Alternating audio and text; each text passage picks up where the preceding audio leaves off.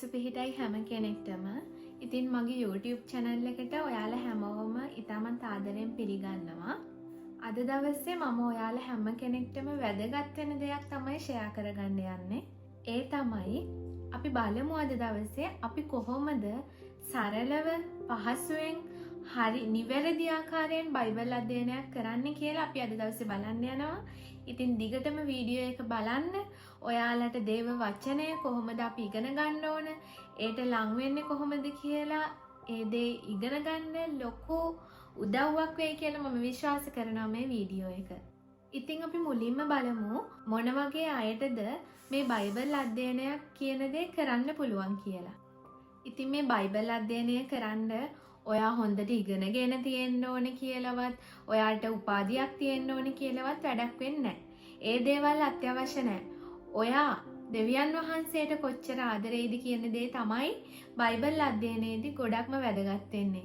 ඉතින් මේක වයස් පරතරයක් නැහැ. ඕනම වැඩිහිටි කෙනෙක්ට වුණත් ඕනම කුඩා දරුවෙක්ට වුණත් මේ දේ කරන්න පුළුවන්. සන්ඩේ ස්කූල් වලදී ළමයිට උගන්වන්න මේක හොඳ මෙතඩ් එකක් වෙනවා. ඉතින් මේ අධ්‍යයන ක්‍රමය හරියට භාවිතා කරන්න වයස් ભેදයක් නැතුව ඕනම කෙනෙක්ට පුළුවන්. ඒකට කිසිම සුදුසුකමක් ඕන වෙන්නේ නැහැ. එකම සුදුසුකම දේව වචනයට තියෙන ආසාව. ඊළඟට අපි බලමු මේ බයිබල් අධ්‍යයනයක් අපි ඇයි කරන්නේ කියලා. ඉතින් දේව වචනේ යොෂුවට දෙවියන් වහන්සේ කියනවා මේ ව්‍යවස්ථාපත නුඹේ මුඛයෙන් පහ නොවේවා කියලා. එතනම දෙවියන් වහන්සේ කියන්නේ එතන දේව වචනේ කියවන්න කියලා. පහ නොවේවා කියලා එයා ඒක ප්‍රකාශ කරනවා. දෙවියන් වහන්සේ ඒ පහ නොවේවා කියන වචනේ ප්‍රකාශ කරනවා. ඒක අපිට අනක් විදිහට අපි ඒ දේ කරන්න අවශ්‍යයි. ඉතින් පළවෙනි කාරණාව දෙවියන් වහන්සේගේ වචනය, බයිබලය කියන දේ. මේ දේව වචනය අපි දෙවියන් වහන්සේට ගෞරවයෙන් යුක්තව අනක් විදිහට අපි ඒක පිළිපදින්න ඕන. දෙවැනි කාරණේ මේ ව්‍යවස්ථාපත නුඹේ මුඛයෙන් පහ නොවේවා. එහි ලියා තිබෙන සියල්ල කියන්නේ එක කොටසක්, එක පොතක්, බයිබලයේ පොත් ඔක්කොගෙම එක පොතක් විතරක් කියවන්න කියලා නැහැ. ඔය හැම දෙයක්ම සියල්ල කරන්න. එතකොට එතන සීමාවක් නැහැ. සීමාවක් කියලා දෙවියන් වහන්සේ එතන කතා කරන්නේ නැති නිසා අපි මේ බයිබලයේ කියන දේ ඉගෙන ගන්න අපිට ගැඹුරු එලිදරව්, අපිට ගැඹුරු දේවල්, දන්නේ නැති දේවල්, අපිට පැහැදිලි නැති දේවල් මේ අධ්‍යයන ක්‍රමය හරහා අපිට පැහැදිලි කරගන්න පුළුවන්කම ලැබෙනවා. ඉතින් ඒ හේතුව නිසා අපි මේ බයිබල් අධ්‍යයනය හරියට කරොත් අපිට දේව වචනය අපිට තේරුම් ගන්න බැරි හැම අමාරු තැනක්ම තේරුම් ගන්න පහසු කරවනවා දෙවියන් වහන්සේ. ඒ වගේම එතන කියනවා මේ දේවල් සියල්ල කරන්න බලා ගන්න පිණිස. එතකොට මේ දේවල් අපි කරන්න නම් අපි ඒ ගැන දැනගෙන ඉන්න ඕන. අපි නොදන්න දෙයක් අපි කවදාවත් ක්‍රියාවට නංවන්නේ නැහනේ. අපි දැනගෙන ඉන්න තරමට තමයි අපිට ඒ දේ හරියට ක්‍රියාවට නංවන්න පුළුවන් වෙන්නේ. ඉතින් මේ සියල්ල හරියට දැනගන්න අපිට අපේ හැකියාවකින් බෑ. අපිට ඒකට ශුද්ධාත්මයන්න් වහන්සේ උදව් කරන්න ඕන. ඒ දේවලුත් අපි කතා කරමු. හැබැයි දැන් මේ බයිබල් අධ්‍යයනය කියන දේ හරියට කරන්න නම් අපි දෙවියන් වහන්සේ ඉදිරියේ යටත් වෙලා ඒ දෙයට මුල් තැන දීලා කරන්න ඕන. ඉතින් ඒ ශුද්ධාත්මයන්න් වහන්සේගේ මඟ පෙන්වීම වගේම අපේ කැපවීමකුත් අවශ්‍යයි. අපිට දේව වචනය ගැන අවබෝධයක් තියෙන්න ඕන. දේව වචනේ දෙවියන් වහන්සේ මොනවද කතා කරන්නේ කියන දේ අවබෝධයක් නැතුව අපිට කිසි දෙයක් කරන්න බෑ. ඉතින් ඒ අවබෝධය ලබා ගන්නත් මේ බයිබල් අධ්‍යයනය ඔබ හැම කෙනෙක්ටම උපකාරයක් වෙනවා.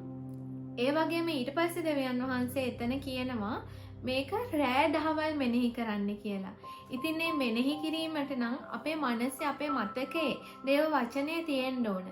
අපි දේව වචනය මෙනෙහි කරන්න නම් අපේ මනසේ නැති දෙයක් අපිට මෙනෙහි කරන්න බෑ. අපේ මතකේ නැති දෙයක් අපිට මෙනෙහි කරන්න බෑනේ. අපේ මතකේ තියෙන දේ තමයි අපි මෙනෙහි කරන්නේ. ඉතින් ඒක නිසා දේව වචනේ නිතරම අපි ඒ දේ භාවිතා කරද්දී අපිට නිකම්ම දේව වචනය කියන දේ මතකයේ රැඳෙන්න පටන් ගන්නවා. ඉතින් මේ කාරණා සියල්ල නිසා අද දවසේ අපි බලමු මේ බයිබල් මෙතඩ් එක මොකක්ද කියලා. ඒක තමයි අද ලෝකේ ගොඩක් රටවල් වල ගොඩක් ක්‍රිස්තියානි සෙනඟ භාවිතා කරන බයිබල් අධ්‍යයන ක්‍රමයක්. ඒක තමයි SOAP කියන අධ්‍යයන ක්‍රමය. ඒ කියන්නේ SOAP. මේ අධ්‍යයනය ක්‍රමය තමයි අද දවසේ අපි ඉගෙන ගන්න යන්නේ. ඔයාලට බලන්න පුළුවන් Google search කරලා SOAP කියන බයිබල් ස්ටඩි මෙතඩ් එක ගැන ඔයාලට තවත් වැඩිදුර අධ්‍යයනයක් කරන්න පුළුවන්. ඉතින් අපි අද දවසේ බලමු මම ඔයාලත් එක්ක බෙදා ගන්නවා මම කොහොමද ඒ මෙතඩ් එක මගේ ජීවිතයට, මගේ අධ්‍යයනයට, මගේ දේව වචනය අධ්‍යයනය කිරීම සඳහා භාවිතා කරන්න කියලා. ඉතින් මේ බයිබල් අධ්‍යයනය කරන්න අපිට මොනවද අවශ්‍ය වෙන්නේ?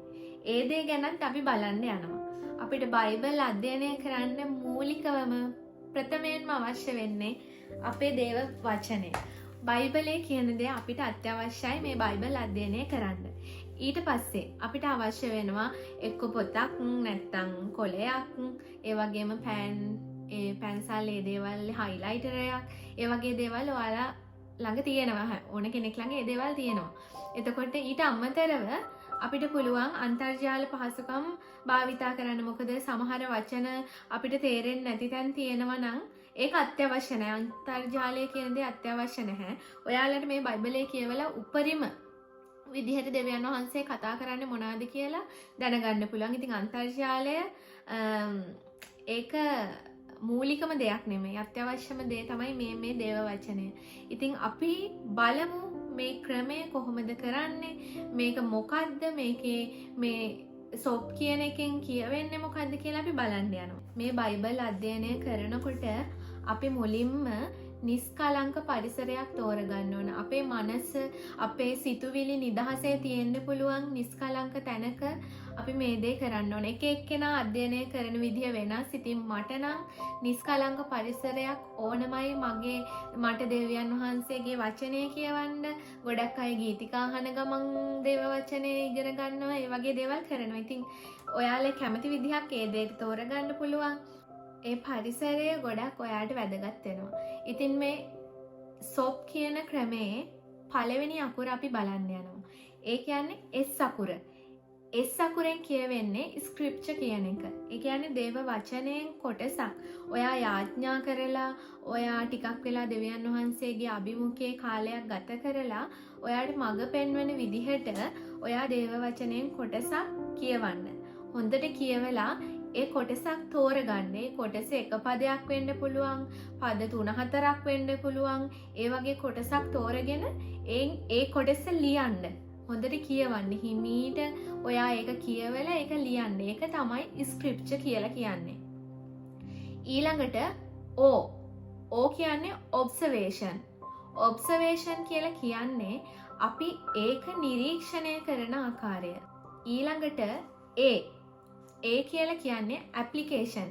ඒ කියන්නේ ඒ දේව වචනය ඔයා නිරීක්ෂණය කරලා ඒක අධ්‍යයනය කරාම ඔයාගේ ජීවිතයට අදාළ කරගන්න එක තමයි ඇප්ලිකේෂන් කියලා කියන්නේ. ඔයාට මේකෙන් දෙවියන් වහන්සේ කතා කරන්නේ මොකද්ද? මේ කොටස කියවුවාම මට දෙවියන් වහන්සේගෙන් ලැබෙන උපදෙස් මම කොහොමද මේක මගේ ජීවිතයට අදාළ කරගන්නේ කියන දේ තමයි ඇප්ලිකේෂන් කියලා කියන්නේ. අවසාන එක P කියන්නේ ප්‍රයා. ඉතින් ඔයා මේ දේ හොඳට කරා නම් ඔයා දෙවියන් වහන්සේගේ ඉදිරියේ මොහොතක් යාඥා කරන්න. සුති ප්‍රශංසා කාලයක් ගත කරන්න.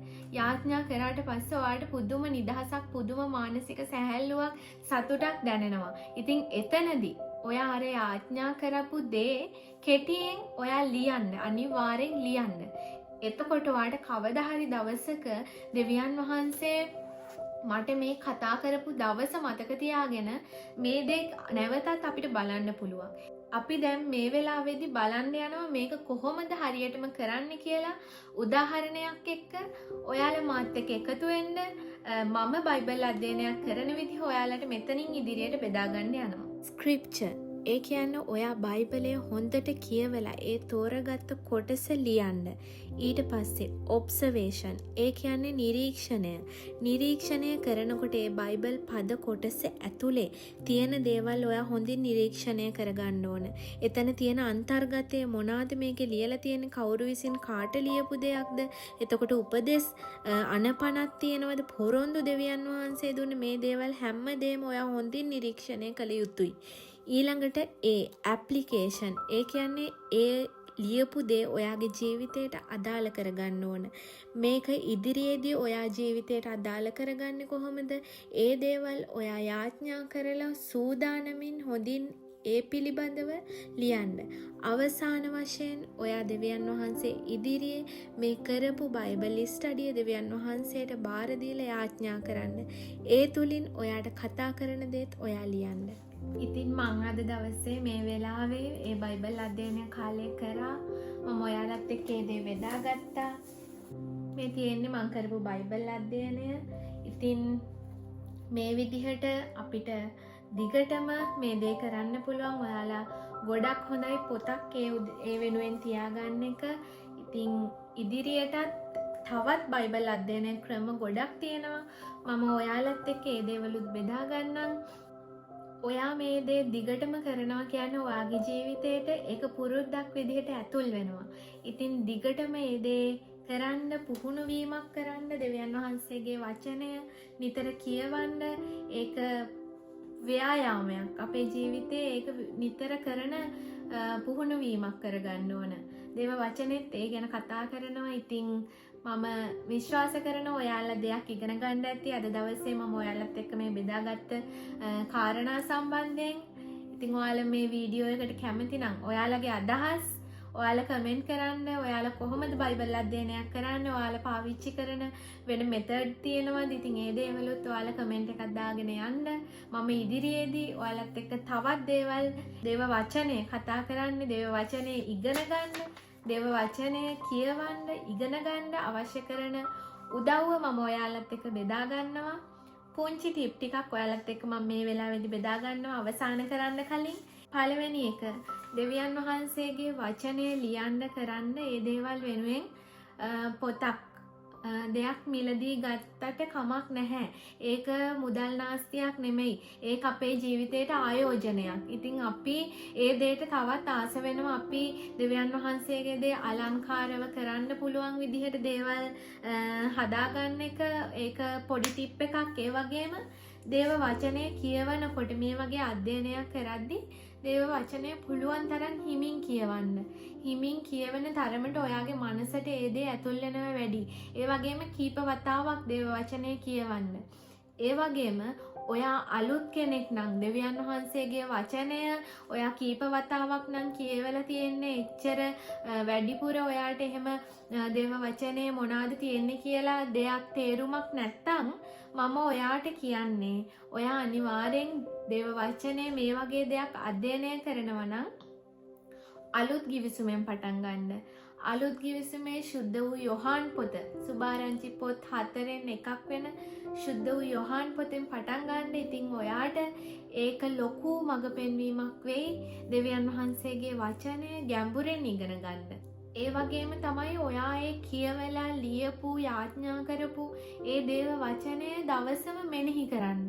ඒක මෙනෙහි කරන්න තමයි ඔයාට ඒ දේ ඵලදාවක් ලැබෙන්නේ. නැතුව අපි බයිබලයේ තියෙන දේව වචනයක් කටපාඩම් කරගෙන ගිරවෙක් වගේ කියවන එක නෙමෙයි හරි දේ තමයි දේව වචනය නිතරම මෙනෙහි කරන එක තමයි අපේ ව්‍යායාමය වෙන්න ඕන.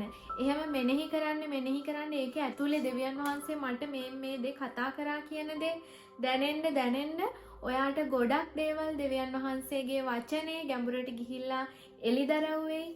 ඉතින් හැම කෙනෙක්ටම ජේසු පිහිටයි.